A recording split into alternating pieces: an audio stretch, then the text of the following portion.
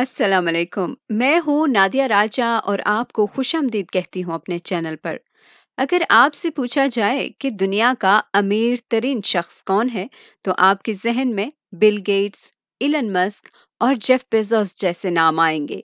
बिलाशुबा इन सब का शुमार दुनिया के अमीर तरीन लोगों में होता है, लेकिन इनमें से कोई भी इंसानी तारीख का अमीर तरीन शख्स नहीं है।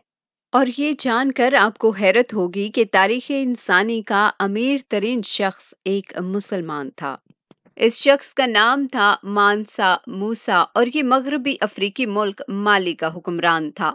इसने वहाँ 1312 ईस्वी से 1337 ईस्वी तक हुकूमत की। इसका असल नाम मूसा था, जबकि बादशाहत संभालने के बाद इसे मानसा का खिताब मिला, जिसके मानी है बादशाह। मानसा मूसा ने कई फतूहात की और इसे मुख्तलिफ नामों से जाना जाता था, जिनमें माली का आमिर, गरनाता का फातह और शेरे माली शामिल हैं। माली 13वीं सदी ईस्वी में अहम इल्मी और तिजारती मरकज के तौर पर उभर कर सामने आया था। माली कुदरती वसाइल से माला माल मुल्क था और मानसा मूसा ने नमक और सोने की तिजारत से खूब दौलत कमाई। आज के मोरितानिया, सेनेगाल, गैम्बिया, नाइजीरिया, चाड और नाइजर वगैरह का इलाका उस वक्त मूसा की सल्तनत का हिस्सा हुआ करता था। मानसा मूसा एक दरिया दिल और सखी इंसान था। उसने अपने दौरे हुकूमत में कई मसाजिद तामीर करवाई।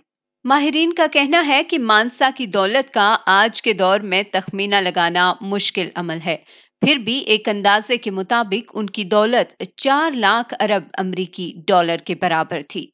आज के अमीर तरीन शख्स जेफ बेजोस की दौलत 1.5 लाख अरब अमरीकी डॉलर बताई जाती है, जबकि मानसा मूसा के पास जेफ बेजोस से भी कहीं ज्यादा दौलत थी।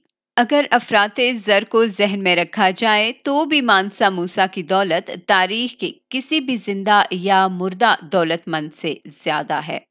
मानसा मूसा के दौरे हुकूमत का मशहूर तरीन वाक़या इस हुक्मरान का दौरे हज है। इससे पहले दुनिया को मानसा की दौलत के बारे में इल्म न था। ये सन 1324 का वाक़या है। इस सफ़र में मानसा मूसा ने तकरीबन 6,500 किलोमीटर का फासला तय किया था। मानसा मूसा का काफिला जहां से गुजरता लोग देखकर दंग रह जाते। मूसा के कारवां में 60,000 अफराद शामिल थे, जिनमें से 12,000 इसके जाती पैरोकार थे। मानसा मूसा जिस घोड़े पर सवार था, उसके आगे 500 अफराद का दस्ता चलता था, जिनके हाथों में सोने की छड़ियां थीं। मानसा के काफिले के ये पेशरो बेहतरीन रेशम का लिबास पहने हुए थे। इनके अलावा इस कारवां में 80 ऊंटों पर मुश्तमिल एक काफिला भी था, जिस पर 136 किलो सोना लदा था। मानसा मूसा इस कदर फराग दिल थे कि जब मिस्र के बाजारों से गुजरे तो कहा जाता है कि उन्होंने गरीबों को बेशुमार अतियात दिए। और यूं इस इलाके में सोने की मिकदार ज्यादा और इसकी कीमतें कम होने की वजह से महंगाई में बदतरीन इजाफा देखने में आया। मानसा मूसा को अपनी इस गलती का एहसास हो गया और उसने वापसी पर वो तमाम सोना फिर खरीद लिया।